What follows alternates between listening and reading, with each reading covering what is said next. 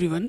आशा करता हूँ आप लोग अच्छे होंगे और आपकी पढ़ाई भी अच्छे से चल रही होगी। आज के वीडियो में हम क्लास 10th की जो चैप्टर नंबर 3 है, दो चर वाले रैखिक समीकरण युग प्रश्नावली 3.5 को डिटेल में वन शॉट में कंप्लीट करेंगे।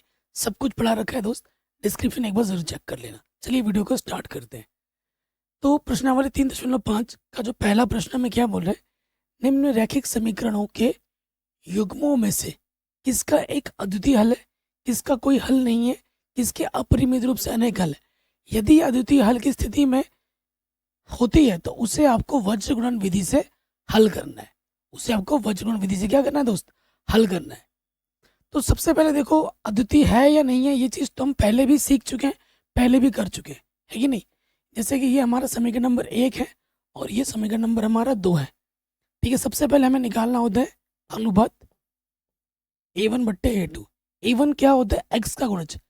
कुछ है नहीं है, यानी कि जब कुछ नहीं होता तो 1 होता है। इधर क्या है, दूसरे वाले का 3, तो a2 हो गया 3। फिर आ जाओ b1/b2। b1 होता है y का गुणज, क्या है -3, और b2 क्या होता है -9।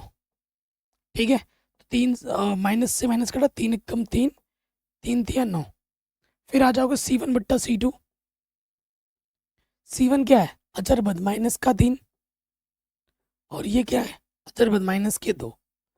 ठीक है, तो ये 3/2 आ गए। स्टार्टिंग के दो तो बराबर है, तो आप यहाँ लिखोगे चूंकि a1/a2 बराबर है b1/b2, परंतु वो बराबर नहीं है c1/c2, अतः यह समांतर रेखा होगी।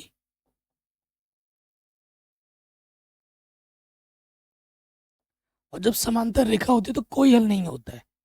ठीक है, कोई हल नहीं। और जब कोई हल नहीं है तो इसको हम वज्रगुणन विधि से हल नहीं कर सकते। खाली बोला जब अद्वितीय हल आएगा, अद्वितीय हल की स्थिति में, ठीक है, तब जाके इसको क्या करना है, वज्रगुणन विधि से हल करना है। ठीक है, तो ये वज्रगुणन विधि से ये पहला वाला पार्ट हल नहीं हो सकता। सेकंड वाले में आ जाते हैं। यहाँ पे देखिए, ये हमारा पहला समीकरण है, ये हमारा दूसरा समीकरण है। ठीक, ध्यान से देखिएगा। सबसे पहले हमें चेक करना है a1/a2। ठीक, a1/a2, इधर निकालेंगे b1/b2। अगर आप ध्यानपूर्वक देखेंगे, a1 क्या है, x का गुणज 2, दूसरे वाले x का गुणज क्या है a2, 2/3। b1 क्या, y का गुणज कुछ नहीं है 2, 1, और दूसरे वाले का क्या है 2। तो ये चीज़ इसके बराबर नहीं है, तो यहाँ लिखेंगे चूंकि a1/a2 बराबर नहीं है b1/b2 के, यानी कि ये प्रतिच्छेद करती हुई रेखा होगी, प्रतिच्छेद करती हुई रेखा। और जो प्रतिच्छेद करती हुई रेखा हो जाती है, ऐसी होती है रेखा, है ना, एक बिंदु पे कट करती है, तो अद्वितीय हल होता है।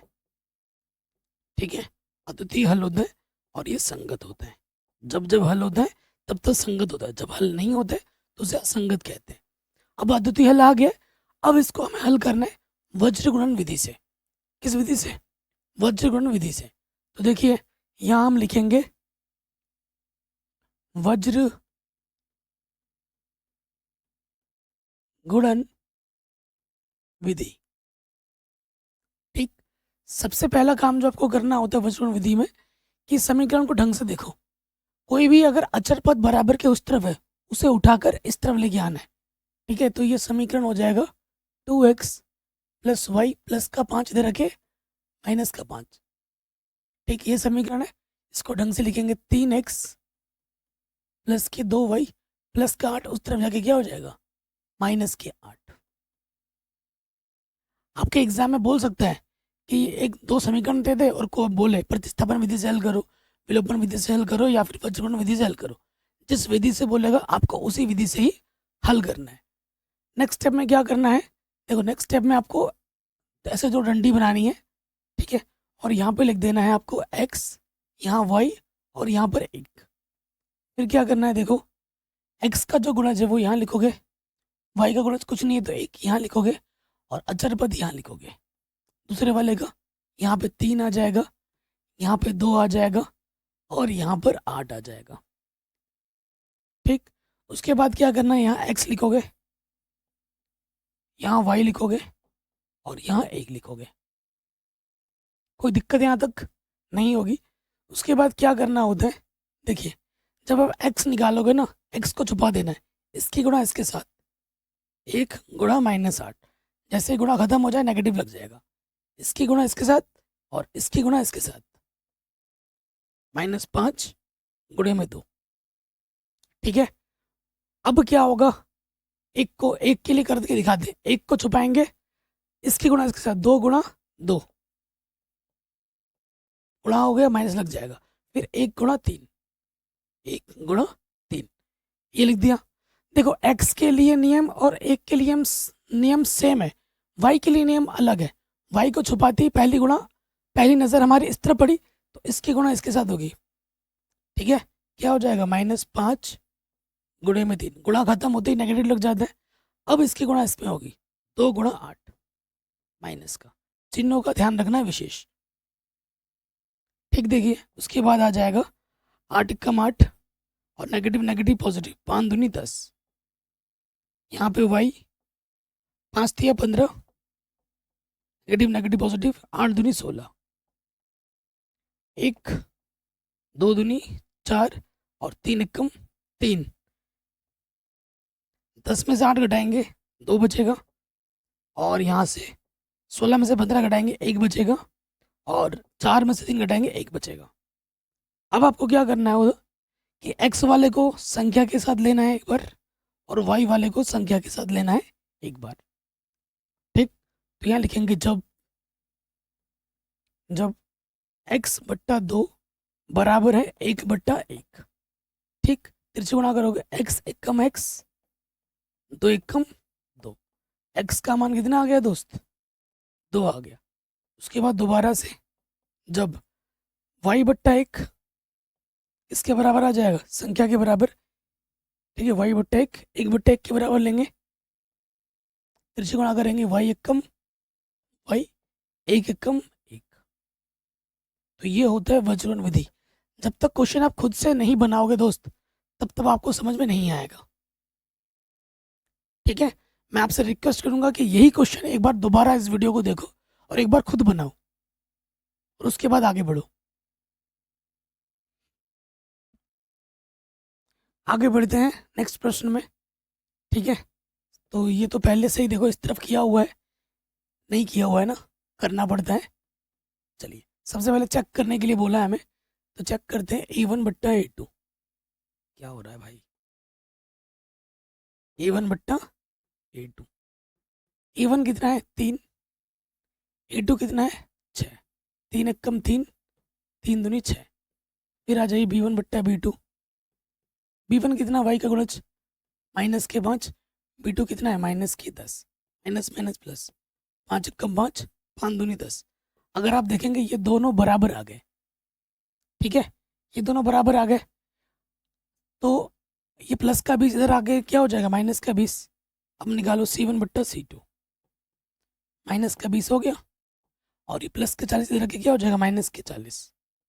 नेगेटिव नेगेटिव का 20 एकम 20, 20 दूनी 40, तीनों बराबर आ गए। चूंकि A1/A2 बराबर है B1/B2 बराबर है C1/C2, अतः यह क्या, तीनों बराबर होने पे क्या होता है, समपाती रेखा होती है। समपाती रेखा है, और समपाती रेखा क्या होते हैं, अपरिमित रूप से अनेक हल, अपरिमित रूप से अनेक हल होंगे।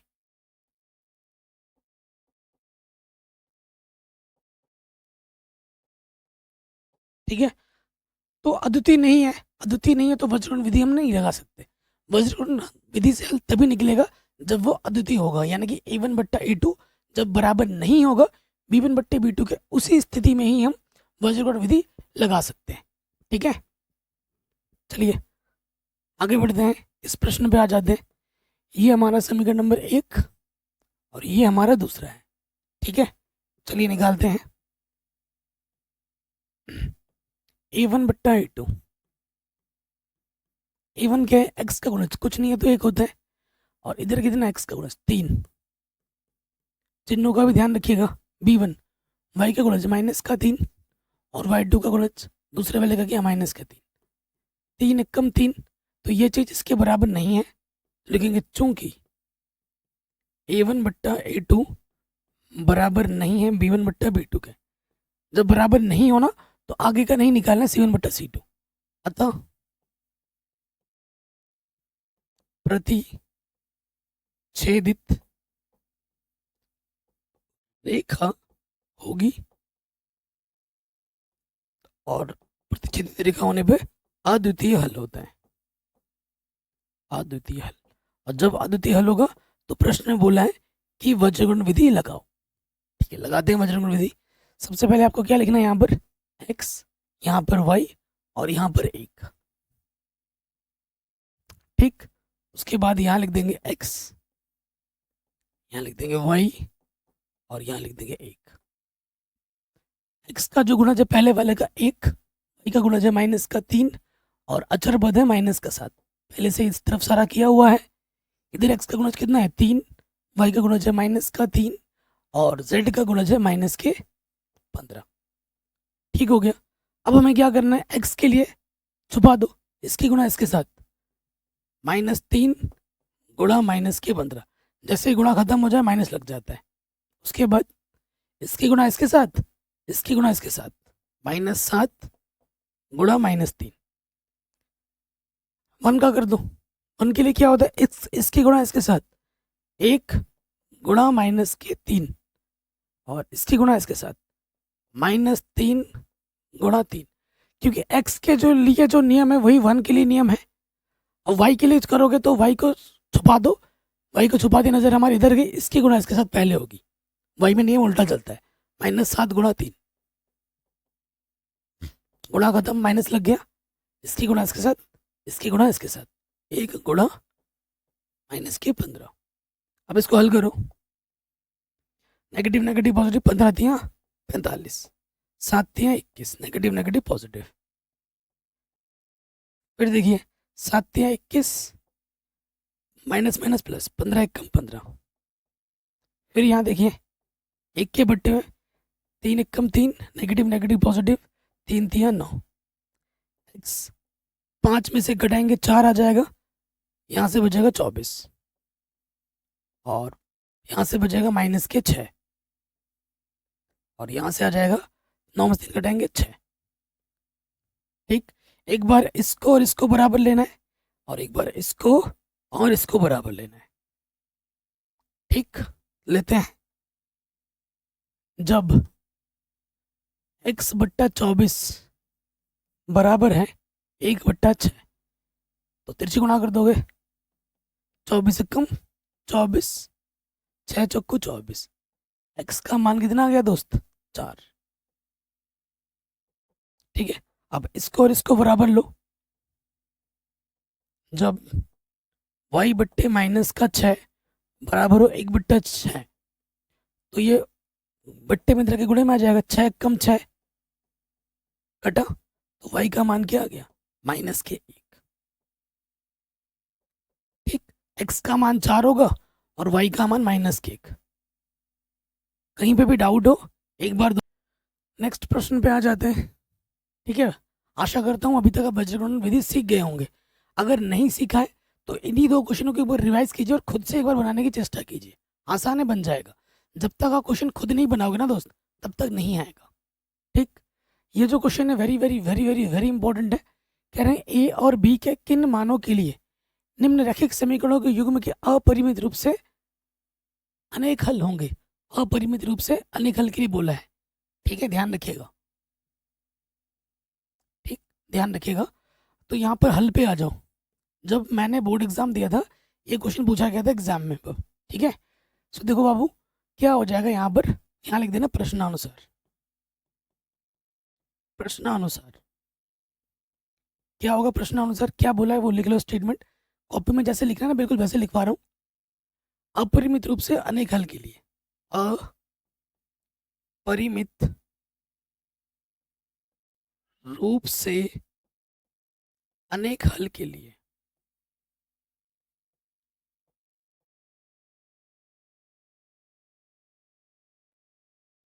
परिमित रूप से अनेक हल के लिए कंडीशन क्या होती है? A1 बट्टा A2 B1 बट्टा B2 बराबर होता है C1 बट्टा C2। हमें A और B दोनों के मान निकालने हैं। मान रखो, ठीक है, हमें क्या करना है, मान रखना है। A1 क्या है, x का गुणज 2, A2 क्या है, दूसरे वाले x का गुणज A माइनस के B, फिर आ जाओ B1 y का गुणज 3, और B2 क्या है, दूसरे वाले y का गुणज A प्लस B। फिर देखो C1, ये प्लस का साथ इस तरफ आके क्या हो जाएगा, माइनस के साथ, और ये पूरा इधर आके क्या हो जाएगा, माइनस का। ब्रैकेट के साथ मान रखना, ठीक है, ये माइनस माइनस क्या हो जाएगा, प्लस। हमें ए और बी का मान निकालना है। अगर ए और बी दो अननोन चीज़ हैं, दो के मान हमें पता करने हैं, तो जब तक दो समीकरण नहीं होगी ना इन दोनों में, ए और बी में, तब तक हल नहीं निकल सकता। ए और बी का मान निकालने के लिए हमें दो समीकरण चाहिए। तो मैं क्या करूँगा, एक बार इसको और इसको बराबर ले लूँगा, और एक बार इसको और इसको बराबर ले लूँगा, ठीक है, और फिर इनको विलोपन विधि से हल कर दूंगा। ठीक, तो सबसे पहले जब, ठीक है, पहले वाला ले रहे हैं, इन दोनों को बराबर लेते हैं। दो के बट्टे में है ए माइनस बी, और इधर है 3 a प्लस बी, ठीक है। तिरछे गुणा करेंगे, इसकी गुणा इसके साथ 2a प्लस का 2b, और ये हो जाएगा 3a माइनस का 3b। ठीक, तो मैं a को एक तरफ b को एक तरफ लेके आता हूँ। माइनस का 3b इधर आके क्या हो जाएगा, प्लस के 3b, और प्लस का 2a उधर जाके क्या हो जाएगा, माइनस का 2a। तो 3b और 2b 5b, 3 में से 2a घटाएंगे, एक a बचेगा, a बराबर 5b। समीकरण नंबर 1, जब हमने इन दोनों को बराबर लिया, अब हम इन दोनों को बराबर लेंगे जब, ठीक, यहाँ पर है 3 के बट्टे में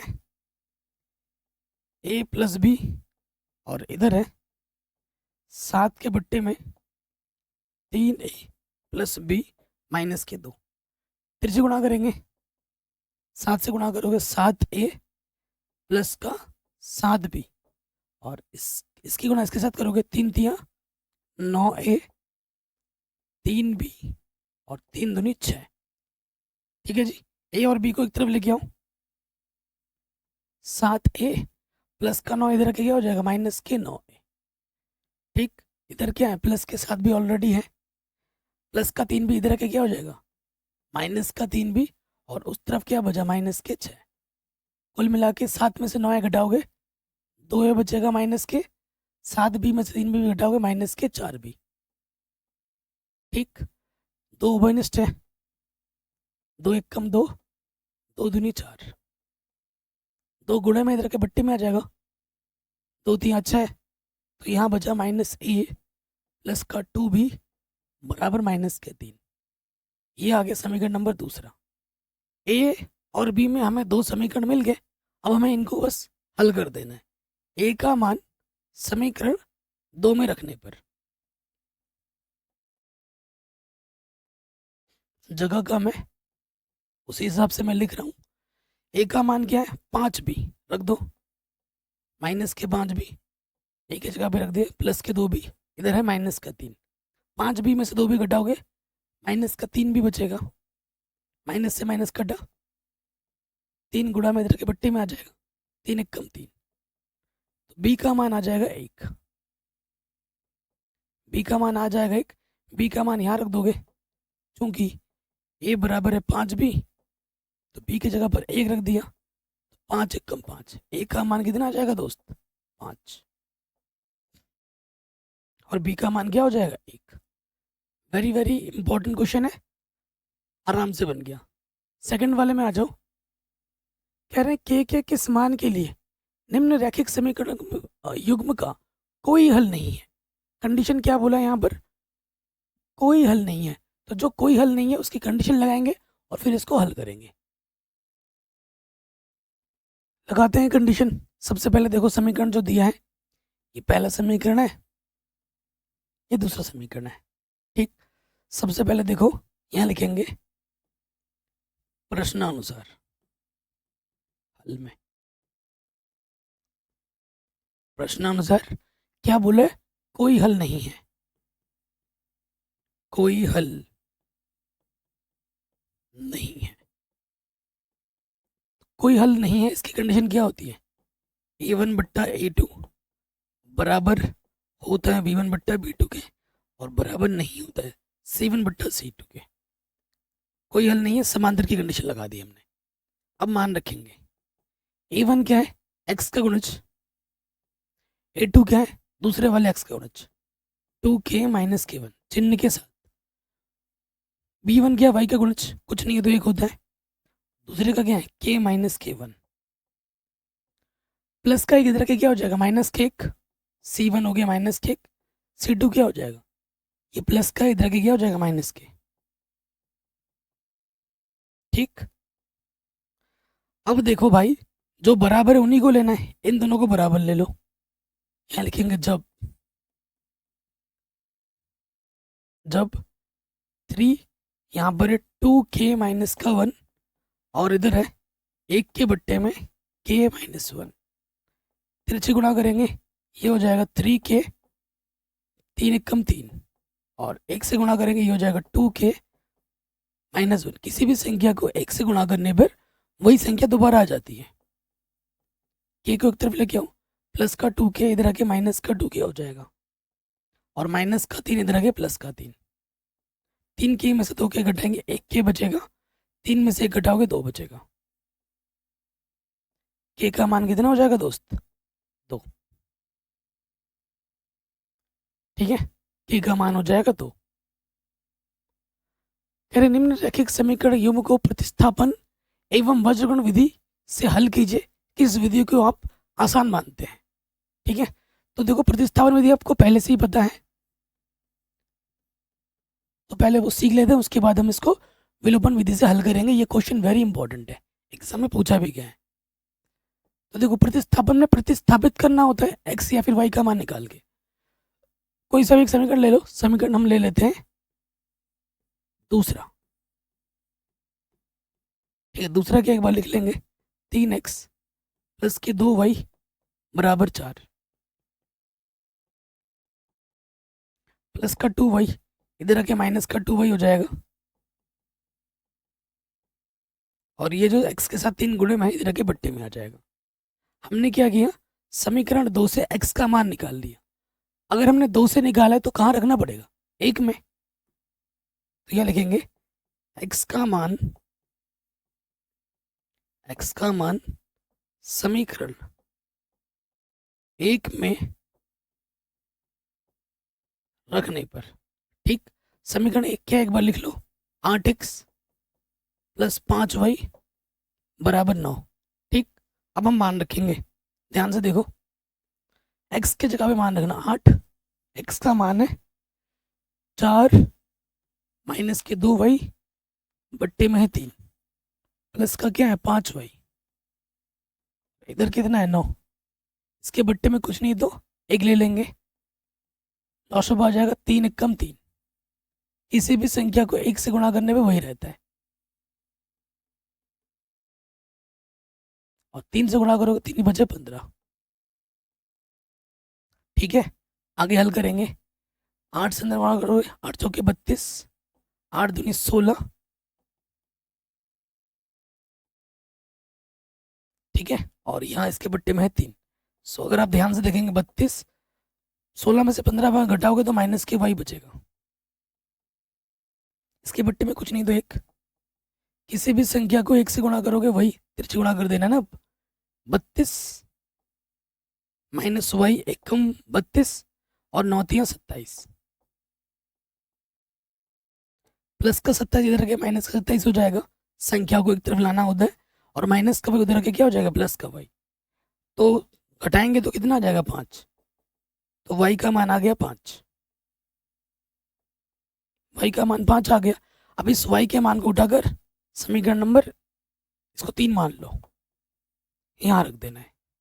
ठीक है, तो लिखेंगे चूंकि x बराबर हमारे पास है 4 माइनस के 2y बट्टे में 3। y का मान कितना है 5। 5 दूनी 10, 5 घटाएंगे तो बचेगा माइनस का 6, 3 दूनी 6। तो यहाँ से हमें क्या मिल गया, जो x का मान मिलेगा वो मिलेगा माइनस के 2। x का मान मुझे माइनस का 2 मिला और y का मान मुझे 5 मिला।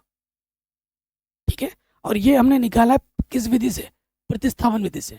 अब विलोपन से भी निकालेंगे तो यही आंसर आएगा। चलिए देखते हैं। तो हम वज्रकोण विधि से करेंगे। देखो, सबसे पहले समीकरण को ढंग से लिखना है। ठीक है, सबसे पहले ये है 8x प्लस 5y, और कुछ भी बराबर की उस तरफ होता है उठा के इस तरफ लेके आना है। प्लस का 9 इधर के क्या हो जाएगा, माइनस का 9, उस तरफ कुछ भी नहीं बचा, 0 बचा। यहाँ आ जाएगा 3x प्लस के 2y, और प्लस का 4 इधर के क्या हो जाएगा, माइनस के 4 हो जाएगा। तो ये समीकरण नंबर 1 और ये समीकरण नंबर 2। अब इस प्रश्न में ये नहीं बोला है कि भाई चेक करो अद्वितीय हल है या नहीं है, डायरेक्ट बोला है हल करो, तो हम डायरेक्ट हल करेंगे। हल करना में आता है। सबसे पहले हम क्या लिखते हैं, यहाँ लिखते हैं x, यहाँ लिखते हैं y और यहाँ लिखते हैं 1। ठीक है, और फिर हम लगाते हैं यहाँ पर डंडा।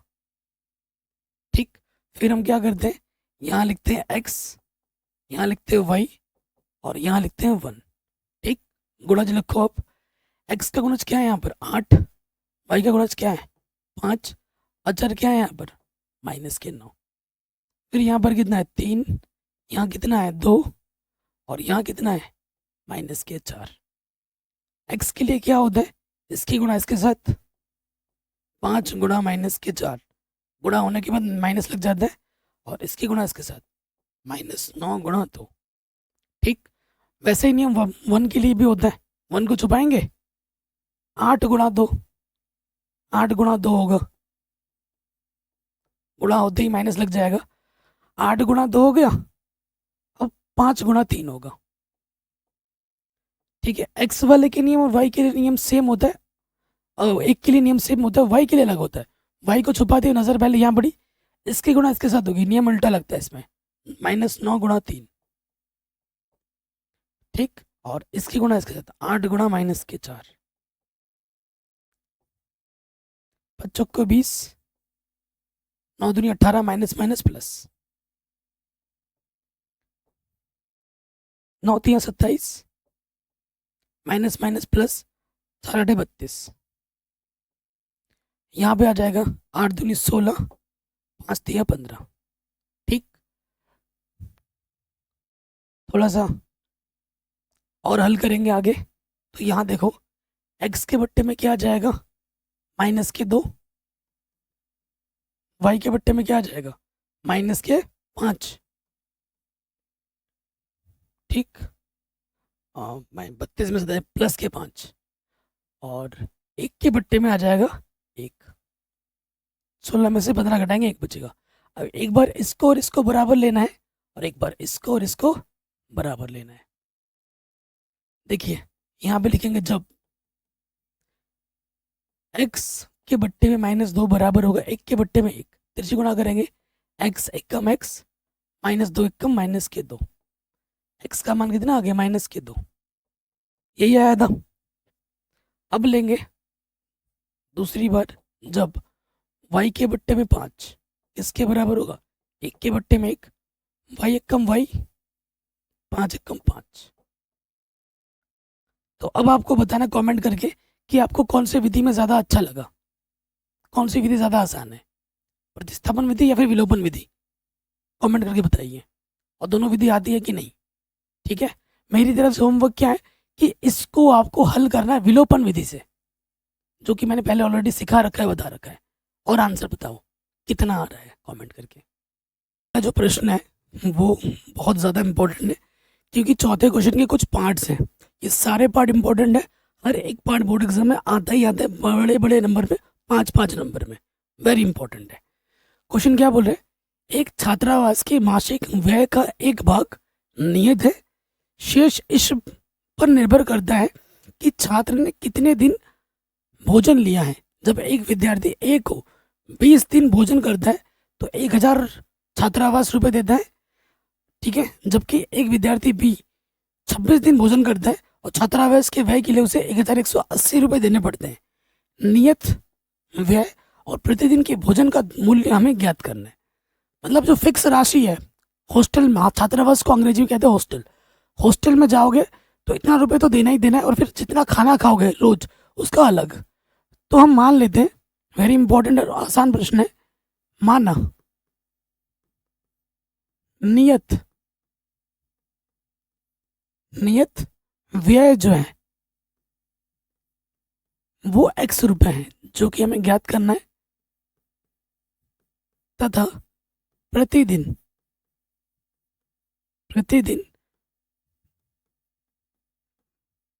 भोजन का जो व्यय है वो हम मान लेते हैं कि वो कितना है, y रुपए है। हर एक दिन भोजन का खर्चा y रुपए। प्रथम शर्तानुसार आ जाओ। प्रथम शर्त में क्या बोला गया है दोस्त? प्रथम शर्त में ये बोला गया है ए के कितने दिन भोजन करते हैं, ए के 20 दिन का व्यय कितना है, 1000 रुपये है। 1000 है ना, ठीक है। यानी कि जो फिक्स राशि है इतना तो उसको देना ही देना है, और 20 दिन, एक दिन का खर्चा y रुपये है, तो 20 दिन का कितना हो जाएगा, 20y, और ये आ जाएगा 1000। ये पहले कंडीशन से हमें पहला समीकरण मिल गया। अब आ जाओ द्वितीय शर्तानुसार।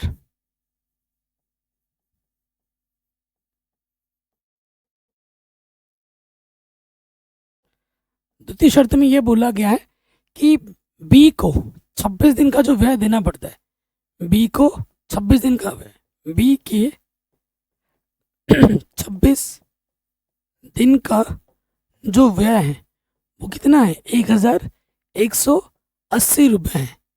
यानी कि फिक्स भाड़ा तो 100 रुपये है ही है, और 26 दिन का भोजन का क्या हो जाएगा, 26 भाई, और कुल देना पड़ रहा है उसको 1180 रुपये। तो ये सेकंड वाले शर्त से हमें सेकंड समीकरण मिल गया। अब इसको और इसको हल करो, आपको आपका उत्तर मिल जाएगा। तो यहाँ लिखेंगे समीकरण 1 तथा 2 से, ठीक। समीकरण 1 इसको ले लो, x प्लस x का गुण समान है ना, 1180 है, और दूसरा वाला है x प्लस 20y बराबर 1000 है ना। किसी को भी ऊपर नीचे रख सकते हैं। x के गुण समान है, अच्छी बात है, और समान चिन्ह भी है। समान चिन्ह पे हमें क्या करना होता है, घटाना होता है। घटाने पर नीचे वाला चिन्ह बदलते, प्लस का माइनस, प्लस का माइनस, प्लस का माइनस, ये घटा, 26 में से 20y घटाओगे 6y बचेगा, और यहाँ से 180 बचेगा, 6 तिया, ठीक है। तो हर एक दिन का जो अतिरिक्त खर्चा है खाने का वो 30 रुपये है। अब एक्स वाई के मान को उठाकर यहाँ रख दो, ठीक है, क्योंकि x प्लस 20y आपका 1000 है, तो y का मान रख दो, y का मान है 30, ठीक। यहाँ से आ जाएगा x, 3 दूनी 6, 00 इधर है 1000, प्लस का 600 इधर के क्या हो जाएगा, माइनस का 600, x का मान कितना आ जाएगा, 400, ठीक। यानी कि दोस्तों जो आपका नियत भाड़ा है, हॉस्टल में जाते ही आपको 400 रुपये देने हैं, और आपका हर एक दिन का जो खाने का खर्च है वो कितना है, वो है 30 रुपये। ये आपको अंत में लिख देना है, क्या। और ये क्वेश्चन बहुत आसान भी और इम्पोर्टेंट भी है। क्वेश्चन क्या बोल रहा है, एक भिन्न 1/3 हो जाती है जब उसके अंश से 1 घटाया जाता है, और वो 1/4 हो जाती है जब 8 हर में जोड़ा जाता है। तो वह भिन्न आपको ज्ञात करनी है। तो मान लेते हैं, माना वह भिन्न क्या है, x/y है। माना वो भिन्न कितना है, x/y है। आप जानते ही हैं ऊपर वाले को हम अंश कहते हैं और नीचे वाले को हम हर कहते हैं। तो पहले शर्त में आ जाओ, यहाँ लिखेंगे हम प्रथम शर्त के अनुसार। प्रथम शर्त में क्या बोला है, जब उसके अंश से 1 घटाया जाता है, अंश मतलब ऊपर वाला, आपका ये भिन्न है, आप ऊपर से 1 घटाओगे तो वो कितना हो जाता है, 1/3 हो जाता है, ठीक है। तिरछी गुणा करो, इसकी गुणा इसके साथ होगी और इसकी गुणा इसके साथ होगी। गुणा करोगे 3 से गुणा करोगे 3x, 3 एकम 3, और ये हो जाएगा y एकम y। x और y को एक तरफ रखते हैं, प्लस का y इधर के माइनस का y, माइनस का 3 इधर के प्लस का 3। समीकरण 1 से हमें यह समीकरण मिल गया। द्वितीय शर्त में आ जाओ। क्या बोला, जब हर में 8 जोड़ दिया जाता है, हर में 8 जोड़ दिया जाता है तो वो 1/4 हो जाती है। आपका ये भिन्न है x/y, हर नीचे वाले में 8 जोड़ दिया जाता है तो वो 1/4 हो जाती है। ठीक है, तिरछी गुणा करो, इसकी गुणा इसके साथ और इसकी गुणा इसके साथ, तो ये क्या हो जाएगा 4x और y प्लस 8 एकम y प्लस 8। किसी भी संख्या को 1 से गुणा करने में वही रहता है, x और y को एक तरफ, प्लस का y इधर के माइनस का y, और इधर बचा 8। ये आ गया समीकरण नंबर 2। अब इसको और इसको क्या करो, हल कर लो समीकरण 1 तथा 2 से। देखो y का गुणज क्या है, समान है, तो विलोपन विधि लगा दो, फट से हल हो जाएगा। किसी भी समीकरण को हम ऊपर नीचे रख सकते हैं अपनी सुविधा के अनुसार। समान चिन्ह होने पे क्या करते हैं, घटाते हैं। घटाने पर चिन्ह बदलता है, प्लस का हो गया माइनस, माइनस का हो गया प्लस, प्लस का हो गया माइनस, प्लस माइनस वाई कटा, 4 में से 3x घटाओगे 1x बचेगा, और यहाँ से आ जाएगा 5। x का मान कितना आ गया दोस्त, 5 आ गया। ठीक, अब x का मान किसी भी एक समीकरण में रख दो। ये है x का मान, हमने समीकरण नंबर 2 में रख दिया।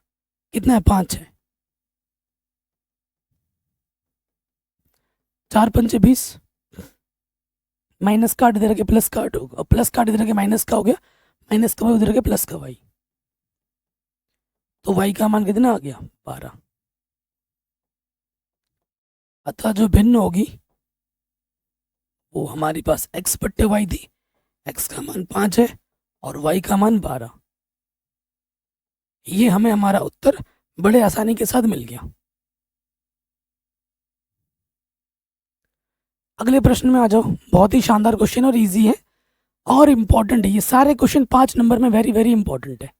ठीक, कह रहे यश ने एक टेस्ट में 40 अंक अर्जित किए जब उसे प्रत्येक सही उत्तर पर 3 अंक मिले और अशुद्ध मतलब गलत उत्तर पर 1 अंक की कटौती की गई। ठीक है, और उसके बाद यदि उसे सही उत्तर पर 4 और मिलते और अशुद्ध पर 2 अंक घटते तो उसे 50 अंक अर्जित करता। टेस्ट में कितने प्रश्न थे। देखो, जब आप पेपर देते हो, सही क्वेश्चन पे आपको सही नंबर पूरे नंबर मिलते हैं, अगर आप गलत करते हो तो आपके नंबर कटते हैं, कम होते हैं मतलब माइनस होता है, घटता है। तो मान लेते हैं, माना सही प्रश्न कितने थे, x थे, तथा गलत प्रश्न हमारे पास कितने थे, y थे। इसलिए कुल प्रश्न कितने हो जाएंगे, सही और गलत को जोड़ दो, टोटल प्रश्न आ जाएंगे ना। कुल प्रश्न x प्लस वाई होगा। अगर हम x का और y का मान निकालेंगे और जोड़ देंगे, हमें हमारा उत्तर मिल जाएगा। ठीक है, पहले शर्त में आ जाओ।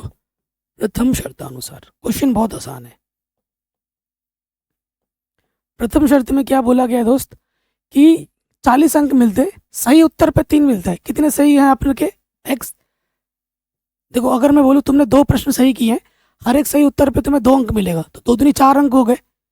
तो x प्रश्न तुमने सही किए हैं और हर पे 3 नंबर मिल रहे, तो तुम्हारे नंबर कितने हो गए, 3x।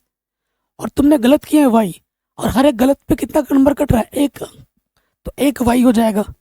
1 इंटू वाई किसके बराबर है, कितने नंबर मिलते हैं टोटल, 40 मिलते हैं। इसको ढंग से लिख दो, 3x y कम y बराबर 40। ये आ गया समीकरण नंबर 1। ठीक, फिर आ जाइए द्वितीय शर्त अनुसार।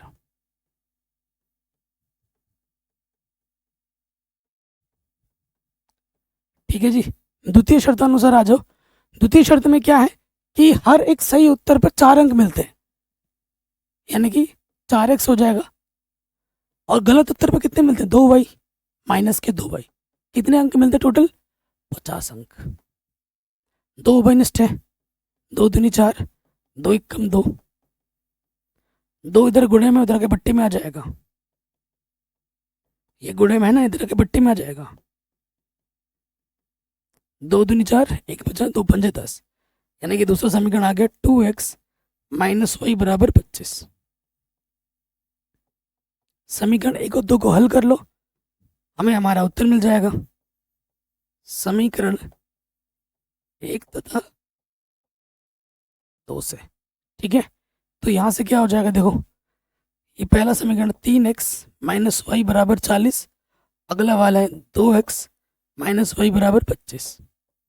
ठीक, देखो y का गुणज समान है और समान चिन्ह होने पे घटाते हैं और घटाने पे चिन्ह बदलता है, प्लस का माइनस, माइनस का प्लस, प्लस का minus, plus Y minus Y कटा, 3x में से 2x कटाओगे 1x बचेगा और यहाँ आ जाएगा 15, यानी कि जो सही को प्रश्न है वो है 15। ठीक, पहले समीकरण पे आ जाओ, 2x माइनस वाई हमारे पास 25 था, ठीक है। x का मान 15 है, वो लिख दो यहाँ पर।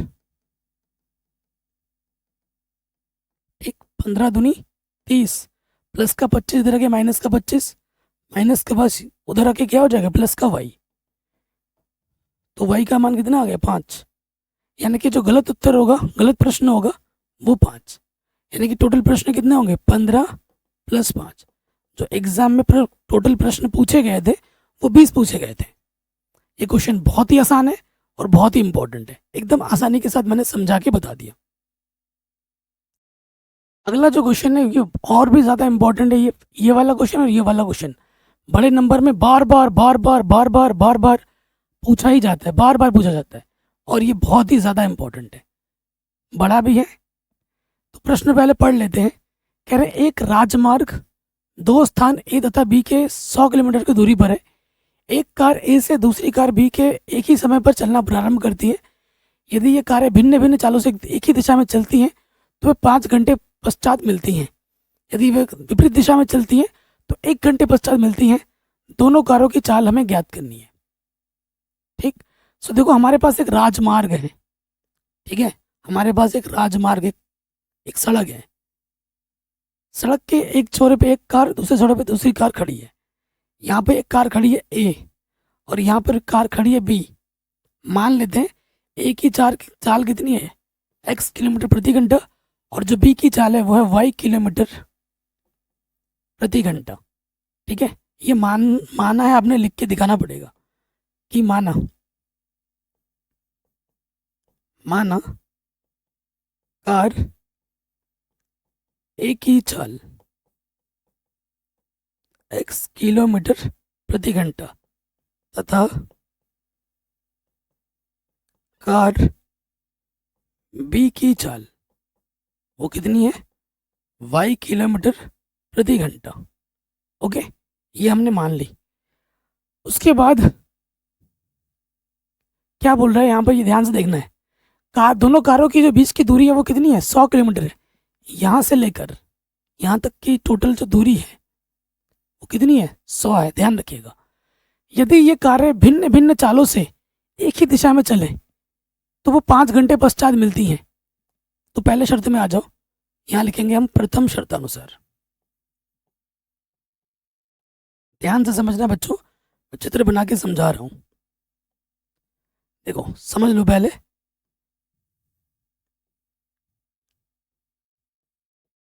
ये कार ए है, ये कार बी है। क्या बोल रहे हैं 5 घंटे पश्चात अगर ये एक ही दिशा में चले, अगर ये ए कार इधर चल रहा है, बी कार भी इधर ही चल रहा है, तो जब दोनों चलना प्रारंभ करेंगी 5 घंटे बाद मिलेंगी। तो ए कार की दूरी और बी कार की दूरी का जो विस्थापन है वो कितना है 100 है। विस्थापन समझते हैं ना, कक्षा 9 में आपने पढ़ा है, ठीक है। तो कार ए द्वारा चली गई दूरी की बात हो रही है ना, दूरी 5 घंटे में, और आप जानते हैं दूरी बराबर क्या होता है, चाल गुणा समय होता है। चाल कितनी है, समय कितना है 5 और चाल कितनी है x, कार ए की। ठीक है, उसके बाद कार बी में आ जाओ। कार बी द्वारा 5 घंटे में चली गई दूरी वो क्या हो जाएगी, समय तो 5 ही है और कार बी की चाल कितनी है, वही है 5 y। अतः देखो 5 घंटे बाद मिलती है, ये कार इधर चल रही है, बी कार इधर चल रही है, इन दोनों कारों का जो विस्थापन है वो कितना है, 100 है। विस्थापन मतलब दूरी के बीच का अंतर। कार ए का कितना था 5x, कार बी का कितना था 5y। इनके बीच की दूरी का अंतर कितना है, स्टार्टिंग में 100 है। 5 बने स्टार्ट जाएगा, 5 कम 5, 5 कम 5, 5 गुणे में इधर के पट्टी में आ जाएगा, 5 दूनी 10, पीछे से 0, तो x माइनस वाई आ जाएगा 20। पहला समीकरण हमें मिल गया। ये समीकरण बनाना सबसे ज़्यादा टफ काम है। फिर आ जाओ द्वितीय शर्तानुसार। ये क्वेश्चन बड़े नंबर में 12 पूछा गया है। द्वितीय शर्तानुसार आ जाओ। द्वितीय शर्त में क्या बोला गया है, थोड़ा ढंग से देखिए। कौन सा लूं, ये देखो, ये हमारा राजमार्ग है। यहाँ से लेकर यहाँ तक की दूरी कितनी है, 100 किलोमीटर है। यहाँ पर कार ए है, यहाँ पर कार बी है। ये ए कार है, ये बी कार है। तो क्या बोला है, यदि ये विपरीत दिशा में चले, ए वाला कार इधर चल रहा है, बी वाला कार इधर चल रहा है, तो 1 घंटे बाद मिलती है। 1 घंटे बाद मिलती है तो ए कार मान लो इतना चला और बी कार इतना चला, तो टोटल दूरी कितनी होगी, ए की दूरी प्लस बी की दूरी, टोटल दूरी कितनी होगी, 100 के बराबर होगी। तो यहाँ लिखेंगे कार ए द्वारा 1 घंटे में तय की गई दूरी, दूरी बराबर क्या होता है, चाल गुणा समय, समय गुणा चाल, समय है 1, चाल है x, तो यानी x एकम x। उसी प्रकार कार बी द्वारा 1 घंटे में तय की गई दूरी क्या हो जाएगी, 1 इंटू वाई, तो y आ जाएगा। अतः कार ए ने दूरी तय किया x, कार बी ने दूरी तय किया y, टोटल दूरी कितनी होगी, इतना प्लस इतना आया, इसके बराबर होगा, 100 के बराबर होगा, 100। तो ये समीकरण नंबर क्या आ गया, दूसरा। समीकरण 2 समीकरण 1 आ गया, इनको हल कर लो, आराम से आ जाएगा x और y का मान। समीकरण 1 तथा 2 से विलोपन विधि से हल करते हैं। समीकरण x प्लस वाई बराबर है आपका 100 और x माइनस वाई बराबर है 20 है, ठीक। अब इसको हल कर लेंगे, जोड़ दो, जोड़ने पे प्लस माइनस वाई कटेगा, x और x 2x आ जाएगा, ये हो जाएगा 120, 2 से काटोगे 2 छंग 12, 0। x का मान आ जाएगा 60 किलोमीटर प्रति घंटा, यानी कार ए की जो चाल होगी वो होगी 60 किलोमीटर प्रति घंटा, ठीक है। अब x का मान देखो, x प्लस वाई बराबर कितना है, 100 है, x का मान 60 रख दो, ठीक। तो क्या हो जाएगा दोस्त, प्लस का 60 इधर के माइनस का 60 हो जाएगा, y का मान क्या आ जाएगा 40, y का मान 40 आ जाएगा, तो y क्या हो जाएगा 40 किलोमीटर प्रति घंटा। x होगा 60 किलोमीटर प्रति घंटा, y होगा 40 किलोमीटर प्रति घंटा। ये हमें हमारा उत्तर बड़ी आसानी के साथ मिल जाएगा। Very very very important question था। आखिरी प्रश्न है, ये भी बड़े नंबर में आता है और बार बार आता है। क्वेश्चन पढ़ते हैं, कह रहे एक आयत का क्षेत्रफल 9 वर्ग इकाई कम हो जाता है यदि उसकी लंबाई 5 इकाई कम कर दी जाती है और चौड़ाई 3 इकाई बढ़ा दी जाती है। यदि हम लंबाई को 3 इकाई और चौड़ाई को 2 इकाई बढ़ा दें तो क्षेत्रफल 67 वर्ग इकाई बढ़ जाता है। आयत की लंबाई और चौड़ाई याद करो। देखो ये हमारे पास एक खेद है आयत रूप में, ठीक है, ये आयत रूप में खेद है, ये इसकी लंबाई है और ये इसकी चौड़ाई है, ठीक। मान लेते हैं कि जो आयत की लंबाई है x मान लेते हैं और चौड़ाई हमने y मान ली है, ठीक है। जगह कम है तो माना करके लिख लेना। इसलिए खेत का क्षेत्रफल जो वास्तविक रूप से है, खेत का क्षेत्रफल क्या होगा, लंबाई गुणे चौड़ाई, तो लंबाई x है और चौड़ाई हमारी y है, ये हमारा वास्तविक क्षेत्रफल है। अब आ जाओ प्रथम शर्तानुसार।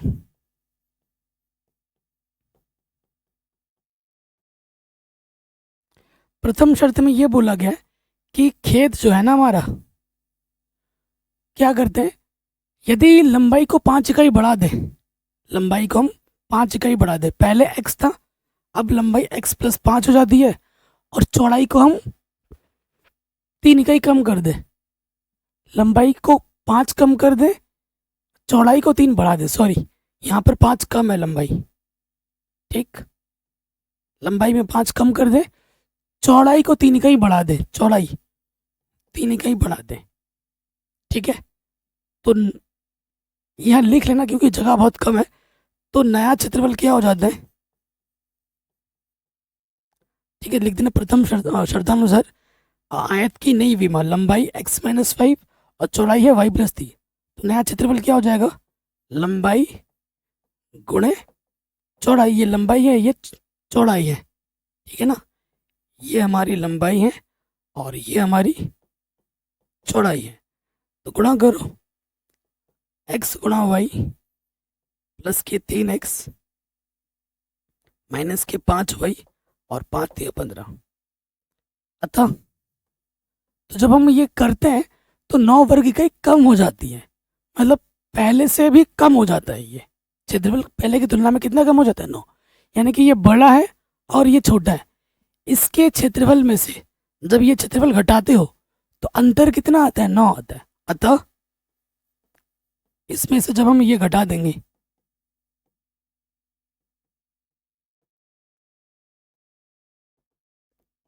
नौ के बराबर आएगा, तो प्लस का xy माइनस का xy घटा, प्लस माइनस माइनस के 3x माइनस माइनस प्लस के 5y और माइनस के 15 हो जाएगा प्लस के 15, ठीक, प्लस का 15 इधर के माइनस का 15 हो गया, तो घटाएंगे तो कितना आ जाएगा, माइनस के 6। पहले कंडीशन से, पहला शर्त से हमें पहला समीकरण मिल गया, ठीक, अब आ जाओ द्वितीय शर्तानुसार,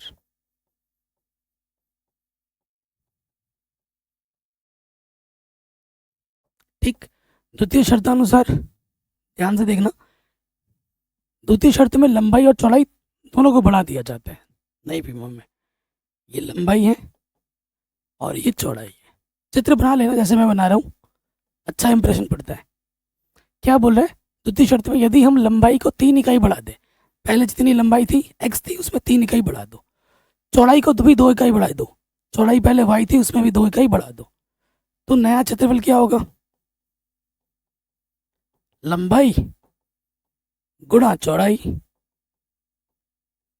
गुणा करोगे xy 2x 3y 3×2=6, जब हम ऐसा करते हैं तो हमारा क्षेत्रफल 67 वर्ग इकाई बढ़ जाता है, यानी कि ये वाला आयत बड़ा है और ये आयत छोटा है, अतः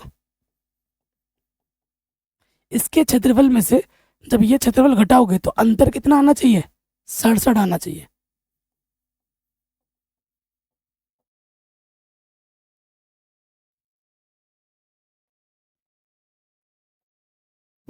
प्लस का xy माइनस का xy घटा,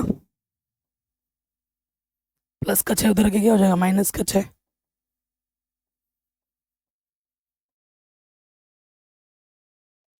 अब इन दोनों समीकरणों को क्या करना है, विलोपन विधि से हल कर लेना है, ठीक है, किसको विलुप्त करें, x को विलुप्त करना है, यहाँ 2 है, इस वाले में 2 से गुणा करो, यहाँ 3 है, इस वाले में 3 से गुणा करो, समीकरण 1 तथा 2 से, इसीलिए मैंने छोटा छोटा करके लिखा है ना, क्योंकि एक ही स्लाइड में करना है ना, तो इस वाले में 2 से गुणा करेंगे, 2×3=6, 2×5=10 और 2×6=12, इस वाले में 3 से गुणा करना है, 2×3=6, 2×3=6 नहीं 3×3=9 और 3×1=3, 3×6=18, जोड़ेंगे, जोड़ने पर चिन्ह नहीं बदलता, यहाँ लिख देना जोड़ने पर, और 10 और 9 ये हो जाएगा 19y, घटाओगे 3 में से 2 घटाएंगे 1, 19×9=171, तो y का मान आ जाएगा 9, y का मान किसी भी एक समीकरण में रख दो, चूंकि माइनस का 3x प्लस का 5y बराबर है माइनस का 6, y का मान है 9, ठीक। 5 नम 45, माइनस का 6 इधर आ गया प्लस का 6, और माइनस का 3x इधर आ गया प्लस का 3x, ये हो गया 51। काटोगे 3 गुणे में इधर के बट्टे में आ जाएगा, काटोगे तो क्या आ जाएगा, 3 एक कम 3, 3 सत्ते 21, ठीक है। तो खेत की जो लंबाई होगी वो 17 होगी और जो चौड़ाई होगी वो 9 होगी। ये हमें हमारा उत्तर बड़े आसानी के साथ मिल जाएगा। कहीं पे भी डाउट हो, दिक्कत हो, प्रश्न को एक बार दोबारा देखें, ठीक है। सब कुछ पढ़ा रखा है, सिखा रखा है, जिसकी लिंक्स मिल जाएगी डिस्क्रिप्शन पे। गणित के साथ साथ विज्ञान में पूरा पढ़ा रखा है।